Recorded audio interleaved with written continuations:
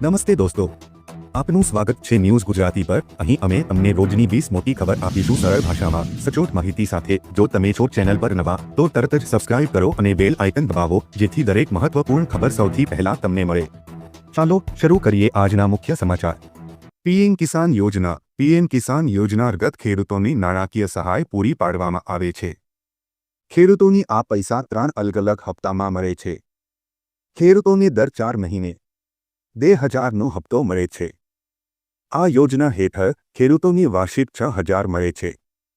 જો કે સરકાર દ્વારા આ વાતની પુષ્ટિ કરવામાં આવી નથી કે હપ્તા અંગે કોઈ માહિતી આપવામાં આવી નથી।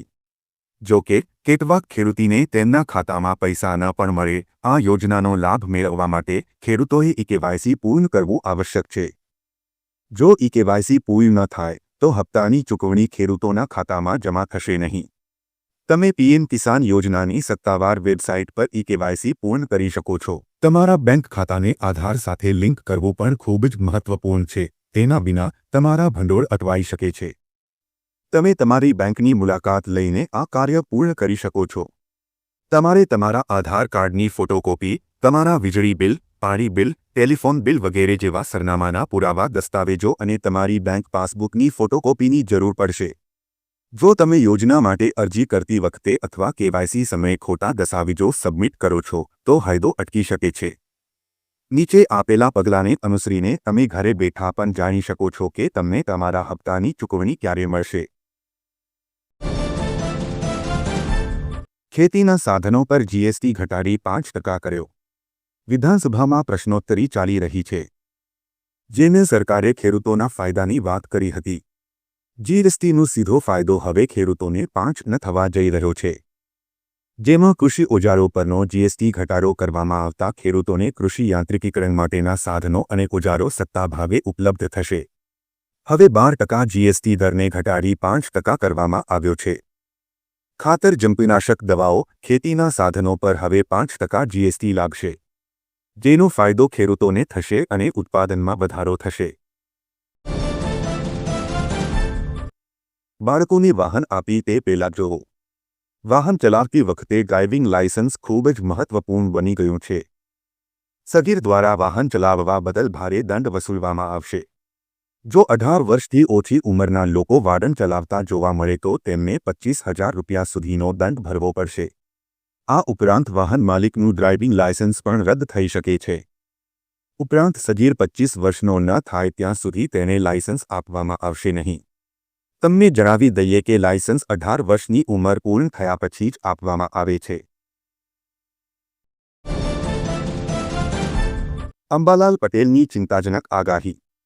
માવઠાએ રાજ્યમાં છેલ્લા 27 વર્ષનો રેકોર્ડ તોડી નાખ્યો છે। સૌરાષ્ટ્રથી લઈને દક્ષિણ ગુજરાત અને ઉત્તર ગુજરાત અને મધ્ય ગુજરાતમાં છેલ્લા 7 દિવસમાં માવઠાએ ખૂબ જ વિનાશ વેર્યો છે। હજી ઉપરાઉપરી 2 વાવાઝોડા ગયા છે, પરંતુ હજી પણ વાવાઝોડાનું સંકટ ટળ્યું નથી, કારણ કે હવામાન નિષ્ણાત અંબાલાલ પટેલે નવેમ્બરમાં વધુ એક વાવાઝોડાની આગાહી કરી છે। અંબાલાલ પટેલે કહ્યું કે આગામી 15 નવેમ્બર બાદ સર્ક્યુલેશન સક્રિયતાના કારણે બંગાળના ઉપસાગર સક્રિય રહેશે। નવેમ્બરના અંતિમ સપ્તાહમાં મજબૂત વાવાઝોડું બનવાની શક્યતા રહેશે। હવામાન વિભાગની આગાહી છે કે રાજ્યમાં છૂટાછવાયા વરસાદી ઝાપટા પડી શકે છે, સાથે જ દરિયાકાંઠે 40થી 50 કિમીની ઝડપે પવન ફૂંકાઈ શકે છે। આગામી 2 થી 3 દિવસ વરસાદ પડશે। આધાર કાર્ડ ઉપર 50,000। જો તમારી પાસે પણ આધાર કાર્ડ છે તો તમને મળશે ગેરંટી વગર 50,000 રૂપિયાની લોન। હાલમાં રાજ્યમાં લોકસભાની ચૂંટણી હોવાથી સરકારે પ્રધાનમંત્રી સ્વનિધિ યોજના હવે 20 ડિસેમ્બર 1924 સુધી લંબાવવામાં આવી છે। અગાઉ તેની છેલ્લી તારીખ 31 માર્ચ 2023 હતી। આ યોજના હેઠળ નાના વેપારીઓ અને સ્ટ્રીટ વેન્ડર્સને લોન આપવામાં આવે છે। નાણાં મંત્રાલયે ટ્વિટર પર આ માહિતી આપી છે। જો કોઈ શહેરી વિક્રેતા, મજૂર અને કોઈ અન્ય નાગરિકને કરિયાણા, રેડીમેડ અથવા તો ફળની દુકાન ખોલવા માંગે છે તો તેવા વ્યક્તિને આ યોજના હેઠળ લોનની રકમ આપવામાં આવે છે। જો તમે પણ આ યોજનામાં અરજી કરવા માંગતા હોવ તો જરૂરી ડોક્યુમેન્ટ સાથે અરજી કરવાની રહેશે।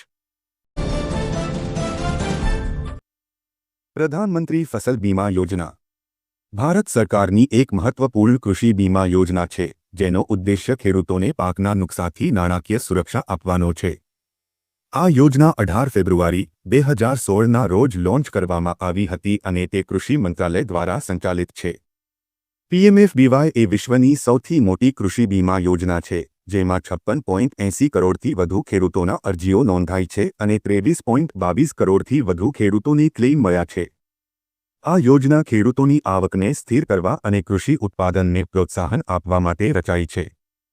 અંધારિયા બનાવોને કારણે પાકને થયેલા નુકસાન કે નુકસાનથી પીડાતા ખેડૂતોને નાણાકીય સહાય અને સહાય પૂરી પાડવી, ખેડૂતોની આવક સ્થિર કરવી અને ખેતીમાં સાતત્ય સુનિશ્ચિત કરવું, ખેડૂતોને આધુનિક અને નવીન કૃષિ પદ્ધતિઓ અપનાવવા માટે પ્રોત્સાહિત કરવા, ખેડૂતોના પાક વૈવિધ્યકરણ અને ધિરાણયોગ્યતા સુનિશ્ચિત કરવા, કૃષિ ક્ષેત્રની વૃદ્ધિ અને સ્પર્ધાત્મકતા વધારવા અને ખેડૂતોને ઉત્પાદન જોખમોથી બચાવવા.